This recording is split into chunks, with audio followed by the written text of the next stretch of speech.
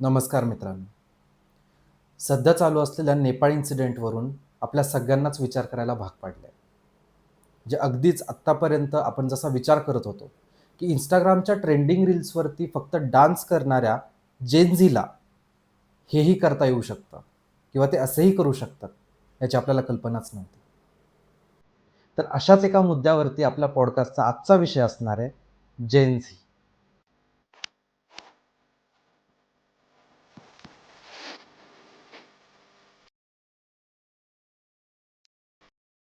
नमस्कार मित्रांनो, मी धनंजय. नमस्कार मित्रांनो, मी शशांक.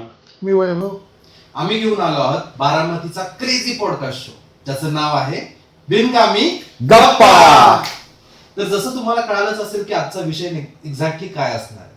सो आता जसं आपण एक रेफरन्स घेतो नेपाळ जेनझी इन्सिडेंटचा, सो आजचा आपला एक अतरंगी एक मजेशीर आपला टॉपिक असणार आहे जेनझी. जेनझी. जसं तुम्हालाही माहित असेल की आपण सुद्धा त्या जेनझी जनरेशनचा एक पार्ट आहोत. काय वाटतं? आत्ताच कळलं आम्हाला. कारण की 1997च्या पुढचे जे काही बॉर्न आहेत अराउंड 2012 पर्यंतचे, त्यांना आपण जेनझी म्हणतो. तर मला सगळ्यात एकदा सुरू करण्याअगोदर तुम्हाला एक प्रश्न विचारायचा की कसं वाटतं या जेनझीचा पार्ट असून? जेनझीचा पार्ट असून असं वाटत होतं की म्हणजे ह्या जनरेशनला निकम्मी जनरेशन म्हणून घोषितच केलं तर, कारण की बऱ्यापैकी चेंजेस ह्या जनरेशननी बघितलेले आहेत, टेक्नॉलॉजी म्हणा किंवा काय. बरोबर. आणि आत्ता चाललंय त्यामुळं आम्हाला पण आत्ताच कळे जेनझीचा पार्ट आहे आम्ही. मी शॉक आहे. आजच कळलं जिंगी झालं. म्हणजे बऱ्याच लोकांना असं वाटतं, म्हणजे अराउंड 2000 पर्यंतचे जे बॉर्न आहेत त्यांना वाटतं की आपण मिलेनियलचे पार्ट. हा, कारण की मोस्टली आपल्यामध्ये जे काही इन्स्टिंक्ट्स आहेत किंवा आपण जे आपलं थॉट प्रोसेस आहे ती बऱ्यापैकी 90sच्या जनरेशनची. ओके, म्हणजे आता जेनझी आहे तसं बाकीचे पण जनरेशन आहेत का? हो, म्हणजे जेनझीच्या अगोदर म्हणजे खूप आहेत. म्हणजे आपण जर स्टार्ट केलं तर बेबी बूमर्स, अच्छा. जनरेशन एक्स, जनरेशन मिलेनियल्स आहेत त्याच्यानंतर, आणि मिलेनियल्सच्या नंतर आपलं जेनझी आहे. आणि इव्हन आता जे आपण आता सध्या ज्या वर्षामध्ये आहोत तिथं आता सध्या जेनझी नंतर पण तिसरी जनरेशन चालू आहे. मिलेनियल्स नाही, मग अल्फा बिटा गॅमा. या. अरे आता सध्या जेन अल्फा कम्प्लीट झाली. तर म्हणजे आता जनरेशनचं तर काय अल्फा म्हणजे आत्ता चालू आहे का? हो. नाही. इतकं नका रे, मी विचारूच. ठीक आहे, जेनझीवरतीच बोलू. नाही, राहू दे. राहू दे. ब्लू असली हा. तर म्हणजे जसं आपण आता एक इंट्रोडक्शन दिलंच आहे, पण मला एका जेनझी स्लँग मध्ये एक इंट्रो द्यायचा आहे. So hi everyone, hi fam, welcome to our channel. Just think about it, just remember, YOLO. माहितीये? येलो काय? आपण दोघं मुले मागासले वाटायला लागले मला. आपण दोघं लय मागासले वाटायला लागले. योलो म्हणजे एक जेनझी स्लँग आहे, ज्याचा फुल फॉर्म आहे यू ओनली लिव्ह वन्स. तर कुठे ना कुठे जे जेनझीचं थॉट प्रोसेस आहे, मला वाटतं की त्याच्यावरून चालू झालंय. कारण की आपण जरी त्यांच्या स्लँग वरती गेलो तरी त्याच्या मागचा अर्थ खूप मोठा आहे. कारण की यू ओनली लिव्ह वन्स म्हणजे तुम्हाला एकदाच जीवन मिळतं, आपण एकदाच जगतो. त्याच्यामुळे अच्छा. त्या जगण्यामध्ये फुल ऑन जगून घ्या, फुल ऑन मजा मस्ती करा, असं त्याच्या मागचं आय गेस मोटिव्ह असावा त्या जनरेशनचा. तर सुरुवात करूया आपण, पण त्याच्याने तुम्हाला काय म्हणायचं आजच्या टॉपिक बद्दल किंवा होणाऱ्या प्रश्नांच्या भडीमाराबद्दल? मला ती जिंगी म्हणलं ना, ती मी आठवते. पिघल जाने तो बर्फ को ग्लेशियर को नाही, बह जाने तो पानी को डूब के मर जाए. आता नेपाळ झाल्यापासून वाटत नाही बरं का. आता ती मीम जरा कमी होईल. आता ती जरा मीम कमी होईल जरा. तर जसं याने आता मेन्शन केलं तसं इन्स्टाच्या रील पासून ते नेपाळच्या गव्हर्नमेंट पर्यंत ट्रेंडिंग असणाऱ्या जेन झी बद्दल आपण आज बोलणार आहोत. आणि त्याच सोबत जेन झी बद्दल असे काही प्रश्न आहेत किंवा आपण त्यांना कसं रिलेट करू शकतो एक दुसऱ्या जनरेशनच्या असून सुद्धा, आपण त्याच्याबद्दल बघणार आहे. So are you interested? Yes. Sorry, are you excited? Yes. हो खूप. मी पहिला प्रश्न जाणून बुजून विचारला, आय यू इंटरेस्टेड, कारण की तुम्ही इंटरेस्टेड कधीच नसता. त्याच्यामुळे तुझे प्रश्न तसे असतात. तर आपण एक आता फनी राऊंड घेणार आहे. त्याच्यामध्ये मी तुम्हाला काही प्रश्न विचारणार आहे, त्याची तुम्हाला एक जास्त विचार न करता उत्तर द्यायचं. कधी केला असतं. ठीक आहे. तर जसं आपण आता बघतोय की जेनझी हा सगळ्यात जास्त हॉट टॉपिक आपल्यापर्यंत येतो, तो म्हणजे सोशल मीडिया. हो. हो. आता सोशल मीडिया जरी म्हणलं, युट्यूब झालं किंवा इंस्टाग्राम झालं, एक्स झालं, जे आधी फॉर्मरली ट्विटर, अशा प्रकारच्या प्लॅटफॉर्मवरती जेनझी नेहमीच ट्रेंडिंग होती. म्हणजे त्यांचे प्रत्येक गोष्टींबद्दल विषय मांडणं किंवा प्रत्येक गोष्टींबद्दलचं मत मांडणं हे जेनझीला खूप महत्वाचं वाटतं, की प्रत्येक विषयावरती त्यांचं मत आलंच पाहिजे. सो जसं आपण सोशल मीडियाचं एक आता नाव घेतो, तर तुम्हाला काय वाटतं की आताच्या जनरेशनसाठी सोशल मीडिया युजफुल आहे की घातक आहे? डिपेंड करतं यूजवरती. म्हणजे किती जास्त यूज? हा, किती युजरवरती. युजरवरती पण यूजवरती पण दोन्ही. ओके. माझं मत आहे. बरोबर आहे. जशा तुझं काय मत आहे? मला पण तेच म्हणायचं, कारण की बरोबर आहे, म्हणजे युजरवरती किंवा यूजवरती डिपेंड आहे सगळं. ओके. म्हणजे आपण जसं म्हणतो की कुठलेही एका गोष्टीचं प्रमाणापेक्षा बाहेर जर यूज झाला तर ते हा. घातक बनतं. अति नाही झालं पाहिजे. एक्झॅक्टली. अति तिथे माती. हा, ते लिहून गेलेत आपले सगळे जुने.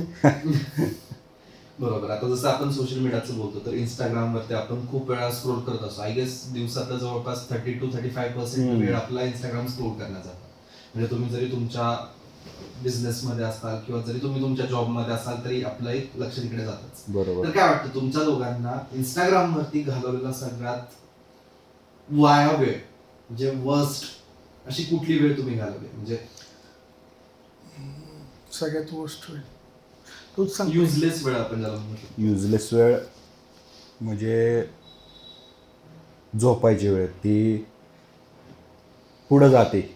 म्हणजे मला 10 वाजता झोपायचं असेल तर मी हा. चुकून स्क्रोल करत बसणार. 10च्या 11 कधी झाल्या, 12 कधी झाल्या, त्यामुळे वेळेचं भान राहत नाही. बरोबर. तर ते म्हणू शकतो मी.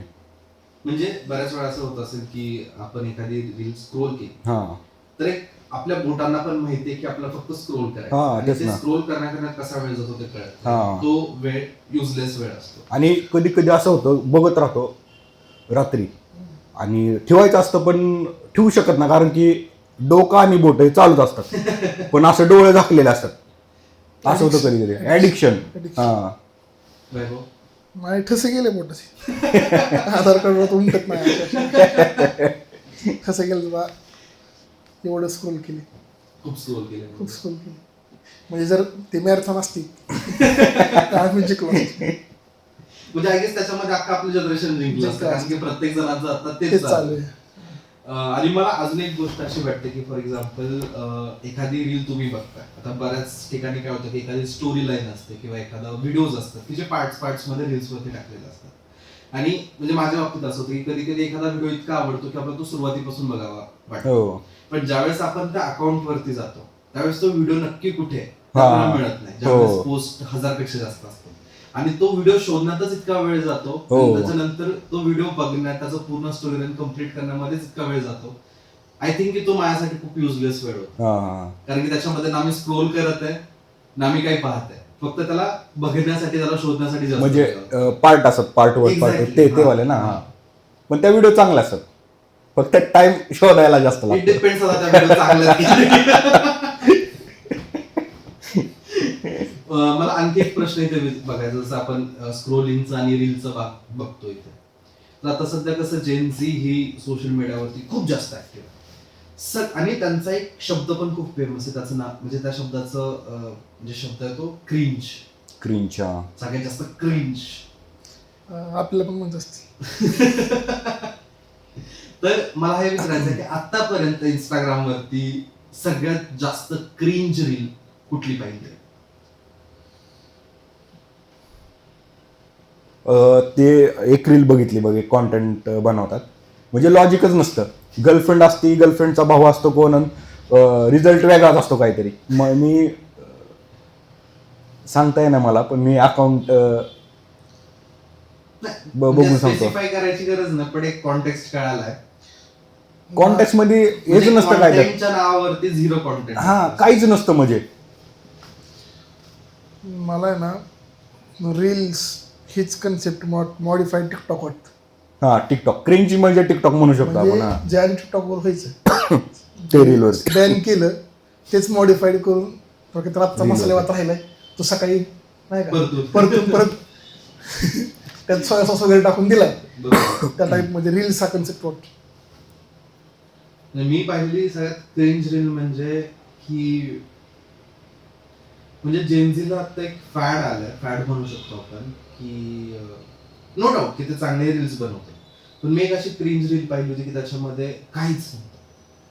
म्हणजे कॉन्टेंटच्या नावावरती तुम्ही जर एखाद्याचा अपमान करताय किंवा एखाद्याचा बिलीफचा अपमान करताय तर आय थिंक की ती क्रिंजच आहे ह्यांच्या भाषेतच. सो अशी एक रील हा. होती की त्याच्यामध्ये एका मानसिकतेचा, एखाद्या थॉट प्रोसेसचा चेष्टा उडवण्यात आलेली. सो आय थिंक की जी समाजाला पूरक नाहीये किंवा समाजासाठी महत्वाची नाही ती प्रत्येक रील क्रिंज आहे माझ्यासाठी. हम्म. या सिरियस नोटवरती आपण पुढच्या प्रश्नावरती ऐक- बेसिकली आता सो बेसिकली आपण बऱ्याच वेळा असं म्हणतो की सोशल मीडियामुळे माझं माइंड हे होत नाहीये तर आपण त्या सोडून दिलं पाहिजे. तरच ह्या जेनझी स्लँग मध्ये म्हणतात की सोशल मीडिया डिटॉक्स. अच्छा. नवीन शब्द आहे काय भेटला नाही डिटॉक्स मला माहित होतं. ते डिटॉक्स कशासाठी करतात सोशल मीडिया डिटॉक्स म्हणतो. तेच ना नवीन शब्द सोशल मीडिया म्हणजे डिटॉक्स. सोशल मीडिया डिटॉक्स म्हणजे की एक्झॅक्टली सोशल मीडिया पासून दूर राहणं एका स्पेसिफिक टाइम पिरियड साठी आणि त्याच्यामुळे आपण डिटॉक्स होतो. बरं. तर असं कधी ट्राय केलंय का की म्हणजे फॉर एक्झाम्पल मला इंस्टाग्राम नाही चालवायचं, मी खूप रात्री 3-4 वाजेपर्यंत चालवलं आणि मी असा विचार केलाय की आपलं पूर्ण स्केड्यूल खराब होत आहे, तर मला उद्यापासून मी सोशल मीडिया चालवणार नाही म्हणून मी इंस्टाग्राम अनइन्स्टॉल केलं किंवा अकाउंट हे केलं, डिसेबल केलं. तर ते किती वेळापर्यंत होऊ शकतं? जसं तुम्ही ट्राय केलंय का कधी बंद करण्याचं वगैरे? ही मला तुम्ही सांगितलं नाही का व्हिडिओ इंस्टाग्रामने स्पॉन्सर्ड केली कारण आपण इंस्टाग्रामवरच बोलतोय गेले 15-20 मिनिटं झाली इंस्टाग्रामवरच बोलतोय आपण. नाही, it's a part of social media. हा, म्हणजे नाही सोशल मीडिया नाही आता तर नाही तसं काय वाटत. तेवढी मॅच्युरिटी आली जेंजी जरी असलो तरी. शशांक, केलंय ट्राय. किती वेळापर्यंत होऊ शकलं ते? नाही म्हणजे आत्ता ॲडिक्शन वाढलं मला. अगोदर व्हायचं तर मग ज्यावेळेस कॉलेजमध्ये वगैरे होतं तेव्हा त्यावेळेस रील्स होतं. पण नव्हते ना. होत्या ना रील्स रील्स. आत्ता आले. नाही होत्या ना रील्स. होत्या रील्स. रील्स आत्ता आले नाही 4-5 वर्ष झाली. रील जरी नसलं त्यावेळेस व्हिडिओज हा, videos असायचे. IG videos. हा, IG म्हणजे तो रील्सचं स्पेसिफिक बोलत नाही social media overall. Social media त्यावेळेस टिकटॉक होतं. टिकटॉक वरती जास्त टाइम. हा त्याच्यामध्ये चॅटिंग हा. वगैरे होत्या. हा हा व्हायचं. तर जेव्हा आलं होतं ना तेव्हा फक्त चॅटिंगसाठी वापरायचं. ते आता हा. रील्स वगैरे चॅटिंग आणि पोस्ट वगैरे. हा. फेसबुकचा अल्टरनेटिव्ह. आता जसं आपण म्हणतो की जेनजीचं स्ट्रगल पण म्हणजे आपण जसं आता सोशल मीडियाबद्दल बोललो की सोशल मीडियावरती आपल्याला ते नाचताना, गाताना, भरपूर काही गोष्टी करताना दिसत असतात किंवा त्यांची मतं मांडताना आपल्याला दिसत असतात. पण त्याचसोबत आपल्याला हे पण पाहायला लागेल की त्यांचं एक स्ट्रगलही वेगळं असू शकतं. जसं बरोबर. प्रत्येक या पृथ्वीवरती जन्मलेल्या प्रत्येक माणसाला, प्रत्येक व्यक्तीला काहीतरी स्ट्रगल आहेच, बरोबर? बरोबर. त्याच्यामध्ये पशुपक्षी आले, माणसं आली, तसं जेनझीचं पण काही स्ट्रगल असेल. आता भरपूर जेनझी वेगवेगळ्या लोकांना भेटतात, पण through apps, dating apps, Instagram, social media. तर त्याच्यामध्ये एक स्ट्रगल त्यांचा असा आहे की कुठे ना कुठे आजकालची जी जेनझी जी मुलं मुली आहेत त्या मेंटल हेल्थला घेऊन खूप निग्लिजिबल झालेत किंवा मेंटल हेल्थ त्यांची खूप वीक झाली आहे. त्याचं कारण असंही म्हणतात की ते ज्या व्यक्तींना भेटत आहेत त्या कुठे ना कुठे त्यांना इन्फ्लुएन्स करतात. सो तुमच्यासोबत असं काही एक्सपिरियन्स झाला की एखाद्या ॲपवरून तुम्ही एखाद्या व्यक्तीला मिळाला आणि ते तुम्हाला म्हणजे भरपूर असं एक्सपिरियन्स झाला की त्या ॲपवरती फेक पीपल जास्त आहेत? नाही मी तर असं म्हणजे ऑनलाईन डेटिंग ॲप वगैरे मी तर त्याच्यावरती बिलीफच करत नाही की बाबा जाऊन बाबा जे काय असेल ते प्रत्यक्षात असतं. कारण की सोशल मीडियावरती डायरेक्ट इंटरॅक्शन नाही होऊ शकत. आता ह्याला मी सोशल मीडियावरती भेटलो असतो मित्र म्हणून, मला काय माहिती इतका म्हणजे दलिंदर असणार आहे. नाही बरोबर आहे. म्हणजे मी पण ते अग्री करतो. ते ओळखता येतं म्हणजे तुम्ही पण ॲग्री करचाल, भेटा समोरासमोर. तुला काय म्हणायचं त्याच्यावर बोल. प्रश्न आठवतो? नाही सेम. नाही खरं आहे, बरोबर आहे. तो म्हणजे की नाही का, तुम्ही ना सोशल मीडिया एक पडदा आहे. तो तुम्ही समोरासमोर जर एखाद्या व्यक्तीला भेटला तरच तो उठू शकतो नाही का त्यावरून. मग तुम्ही ऑफ स्क्रीन काय करताय आणि ऑन स्क्रीन काय करताय ह्यात खूप फरक आहे. आणि तो म्हणजे ते त्याने एक खूप मोठं थिन लाईन आहे दोन्हीमध्ये. बरोबर. ती फक्त जेनजीला कळलं पाहिजे ओळखायला. नाही काय सोशल मीडिया आणि खूप वेगळे. मी ह्याच्यामध्ये एक डिस्क्लेमर द्यायची इच्छा आहे माझी, की डेटिंग ॲपमध्ये पडू नका. बाकी सोशल मीडिया वगैरे ठीक आहे, पण डेटिंग ॲप पासून लांब राहा, जेवढं लांब राहता येईल तेवढं. एक्सपिरियन्स मी केलं नाहीये, त्यांनी सांगितलं, एक्सपिरियन्स शेअर केलाय, त्यांनी केले, त्याला फटके बसले. नाही मी काय केलं नाही, मी काय केलं नाही, पण काही केसेस आहेत ते आपण ते जर बोललो तर विषय वाढेल. पण काही केसेस आहेत की डेटिंग ॲप मधून फसवलंय. ओके.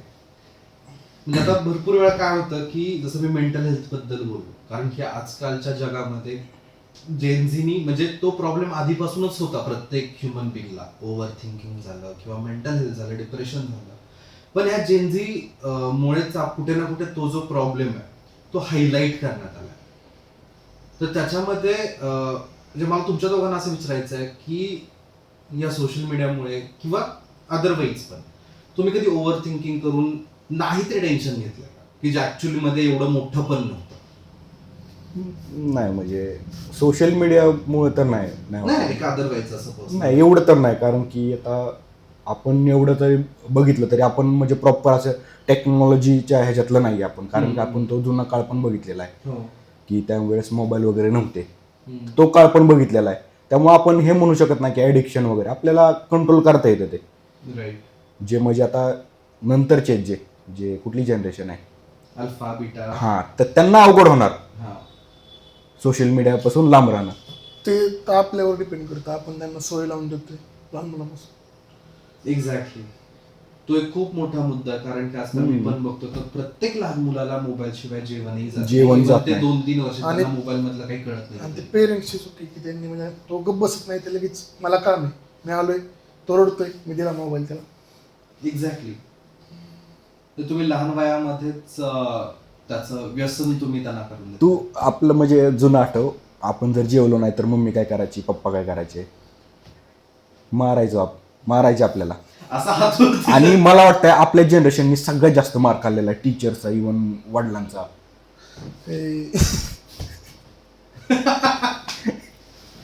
डिप्रेशन मध्ये. तरी पण अरे म्हणजे एवढा मार खाल्लाय आपण, पण प्रेशर वगैरे सगळ्यांचा, तरी आपण डिप्रेशन मध्ये वगैरे नाही गेलो. हा. कुठेतरी म्हणजे आत्ताची जेनझी मला वाटतं की खूप फिल्टरिफाईड आहे. हा, कारण की जर ते दुसऱ्या लोकांशी बोलतेय तरी पण एक मेन कॅरेक्टर एनर्जी त्यांच्यामध्ये असते. तुम्हाला ऐकलं तुम्ही हे मेन कॅरेक्टर एनर्जी? हे पण नवीन शब्द लिहून घे. नवीन शब्द. म्हणजे मेन कॅरेक्टर एनर्जी म्हणजे फॉर एक्झाम्पल आता जर आपण तिघं बसलो, हा जर एखादा कुठलाही डिस्कशनचा मुद्दा आपल्यामध्ये चालू आहे, हा. तरी पण आता फॉर एक्झाम्पल मी जेनझी आहे किंवा हो मी आहे, पण मी जर त्या थॉट प्रोसेस मध्ये, तर मला नेहमीच असं वाटतं इव्हन आपण कुठल्याही एखाद्या मूवी बद्दल बोलत असतो, पण जेव्हा मी माझं मत मांडतो त्यावेळेस मला असं वाटतं की मी या मुद्द्याचा केंद्रभाग आहे किंवा केंद्रबिंदू आहे. ते प्रत्येकाला वाटते जैनजीमध्ये. हा जेनझी म्हणजे मध्ये तर आहेच ते. काइंड ऑफ अटेन्शन सीकर वगैरे. एक्झॅक्टली. म्हणजे फॉर एक्झाम्पल आता जर मी बोलतोय तुमच्याशी, तर मला असं म्हणजे जर मी त्या थॉट प्रोसेस तर मला असं वाटणार आहे की तुम्ही एखादं उत्तर जरी देताय, फॉर एक्झाम्पल आता जसं तू माराचं दिलं, त्यावेळेस मी कुठेतरी विचार केला की मीच एकट्याने मार नाही खाल्लाय. रिलेटेबल. म्हणजे असं त्या प्रकारचं एक मला प्राऊड होतं की I am the main hero किंवा मी मेन विलन आहे किंवा मी मेन हिरो आहे, पण सगळं अटेन्शन माझ्यावर. तो ऑनलाईन डेटिंग ॲप चालू नाही केली, तुम्ही ऑनलाईन डेटिंग ॲप वापरलं. मी ऑनलाईन डेटिंग ॲप वापरलेलं नाहीये. मग ते मारता विषय चाललाय नाही तर. तर असं कधी होतं का म्हणजे तुम्हाला असं कधी फील झालं का मेन कॅरेक्टर एनर्जी तुमच्यातली कधी प्रवृत्त झाली? माझी तर नेहमीच होती. कधी कधी होते, कधी कधी नाही. एक समभाव ते असणं पण एक पॉझिटिव्ह साईन आहे मी म्हणतो. थोडक्यात वाईब मॅच झाली तर मग होऊ शकतं तसं. जर आता वाईब मॅच झाली तर मग नाही होऊ शकत. राईट.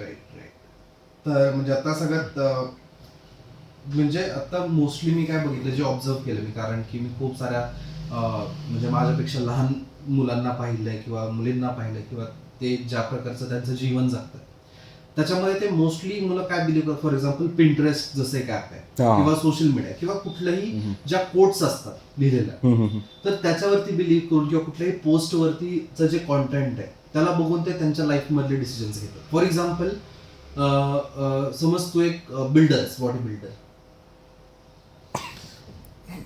डेहऱ्या रिअलिस्टिक एक्झाम्पल दे रे. ठीक आहे, जाऊ दे. समज तू किंवा फिटनेस फ्रीक आहेस, तू आता सांगतोय फॉर एक्झाम्पल की एखादं तुझं डाएट सांगतोय, पण तू ऑलरेडी त्या बिझनेसमध्ये लास्ट 6-7 वर्षांपासून आहे, तेव्हापासून तू तुझ्या फिटनेसवरती लक्ष देतोय आणि तू आत्ता 7 वर्षांनंतरचा तू आजचा डाएट टाकतोयस की तुझा प्रॉपर पूर्ण दिवसाचा डाएट काय आहे. आणि मी ॲज अ जेन झी, मी कधीच जिममध्ये गेलो नाही किंवा कधीच एक्सरसाइज केलं नाही, मी जर ते डाएट फॉलो केलं तर माझ्यासोबत काय होणार आहे? तुला नाही ते जमणार, प्रॉब्लेम्स येणार. मला काहीतरी हेल्थवरती अफेक्ट होईल. Affect तर बरेच जण अशा प्रकारचं जे आहे ते एखाद्या पोस्टला बघून किंवा एखाद्याच्या स्टोरीला पाहून ते त्यांच्या डेली लाईफमध्ये ते चेंजेस करतात किंवा डिसिजन्स घेतात. त्याच्यावरती काय वाटतं तुम्हाला, म्हणजे कसं तुम्ही ते हे कराल? खरं डिस्क्राईब. आता ह्या प्रश्नाचं मला हे ऐकून हे वाटलं की ह्या जनरेशनला रिझल्ट लवकर पाहिजे, त्यामुळे पण ते चुकीचे डिसिजन वगैरे घेतात. किंवा समज आता एक्झाम्पल म्हणून तर तू बॉडी बिल्डिंगचं दिलं, ते बाकीचे सबस्टन्सेस घेतात हे करण्यासाठी. आपली जी अगोदरचे आहेत, जे नॅचरल बॉडी बिल्डर आहेत किंवा जे गाईड आहेत, ते कधीच प्रमोट करत नाही ह्या गोष्टी. पण आजकालच्या म्हणजे जेनजी जे आहेत, काही पोस्ट वगैरे बघतो ह्याच्यासारखी बॉडी बनवायची मला, तर ह्यानी काय केलं आहे, ह्यानी 100% स्टेरॉइड वगैरे घेतलेले असतात. तर असं करू ते चुकीच्या मार्गाला जातात, तर ते डिसिजन पण कधी कधी चुकतात त्यांचे. बरोबर. माझं असं मत आहे की व्यक्ती तेवढ्या म्हणजे नाही का आपण त्या टाईपमध्ये व्यक्तिगत की प्रवृत्ती. प्रवृत्ती. हा तसं आहे की प्रत्येकाची नाही का. समजलं नाही मला सांगणार. अरे म्हणजे प्रत्येकाचा म्हणजे तुझं जसं म्हणतोय ते बरोबरच आहे की सगळ्यांना आता फास्ट लाईफ आहे, सगळ्यांना लवकर पाहिजे. जे एखादी गोष्ट जी आपल्याला आधी 2 वर्षांनी मिळायची ती आता ह्यांना 6 महिन्यातच लगेच हां पाहिजे. बरोबर. आणि तसेच कंझ्युमर पण झाले आणि प्रोव्हाइड करणारे पण तसेच झाले. म्हणजे आधीच्या काळात जाहिरात करायची म्हणलं तर तो जाहिरात करताना अशी होत नव्हती की तुम्हाला लगेच रिझल्ट भेटला. आता त्यांचा हमखास आहे की लगेच तुम्हाला रिझल्ट पाहिजे असेल तर आमचं हे वापरा ते वापरा, तशा टाईपमध्ये म्हणते. म्हणजे कळलं ना तुला? बरोबर बरोबर. बरोबर. म्हणजे जसे थिंक तसे करायचे थिंक प्रोव्हायडर तसे पण प्रोव्हायडर पण झालेत. म्हणजे आपण असं नाही असं पण म्हणू शकतो की जेनजी जसे झाले तसे जेनजीला प्रोव्हाइड करणारी जी सिस्टीम आहे आपली ती पण चेंज झाली. बरोबर.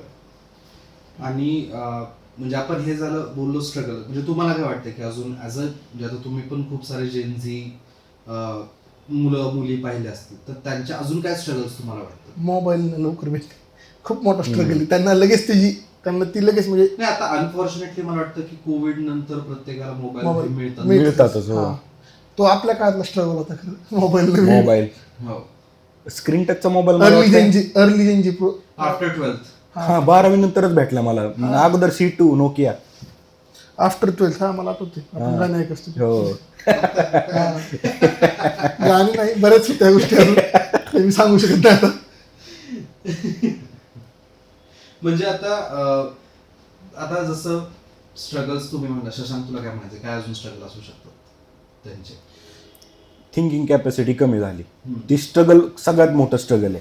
कारण की शॉर्ट टर्म तो प्रॉब्लेम झाला, स्ट्रगल नाही स्ट्रगलच आहे. तू विचार कर, म्हणजे बाकीचे सफर करतात, त्यामुळे बाकीचे स्ट्रगल करतात त्यांच्या डिसिजनमुळे. पण माझं एक मत आहे, मोबाईल जर त्यांना नाही मिळाला तेच तर. त्यांच्यासाठी खूप मोठा स्ट्रगल आहे. म्हणजे त्यांना तो पाहिजेच. तो जर नसेल तर त्यांना असं वाटतं की माझं खूप स्ट्रगल चालू आहे, माझ्याकडे काहीच नाही. बरोबर. असं आणि विचार पण करत नाहीत म्हणजे. आणि मला आणखी एक त्यांच्यामधला ट्रेट वाटतो की तो म्हणजे की ते कुठेतरी थिंकिंग कॅपॅसिटी किंवा थिंकिंग एबिलिटी जर सोडली आपण, तर अंडरस्टँड करून घेण्याची किंवा कुठल्याही गोष्टींना समजून घेण्याची जी कुवत आहे. जसं आपण कुठल्या पण म्हणतो की कुठल्या पण नाण्याला 2 बाजू असतात, तसंच त्यांना जी त्यांच्या समोरची सिच्युएशन आहे किंवा जे त्यांना समोर दिसतं ते त्याच्यावरती जास्त बिलीव्ह करतात, रादर दॅन की सगळ्या गोष्टी समजून घेऊन त्याच्यावरती बिलीव्ह करतात. आता जसं आपण बघतो की एक खूप ट्रेंडिंग असा ट्रेंड आहे, गेट रेडी विथ मी. आणि त्यासाठी हे सोशल मीडियाला किंवा युट्यूबला फर्स्ट प्रायोरिटी देतात. ते आपण एक काम करू, आपण कॅटेगरी देऊ त्याला, एंटरटेनमेंट कॅटेगरी देऊ आपण. त्यामध्ये सगळंच येतं, गेम्स येतील, ट्रॅव्हलिंग येईल, परत बाकीचे पण गोष्टी अजून. आणि त्यात किती शब्द आलेत, गोस्टिंग, अजून काय सिच्युएशनशिप, अरे काय मुली पण होल्डवर असतात. अरे मी पण ऐकतोय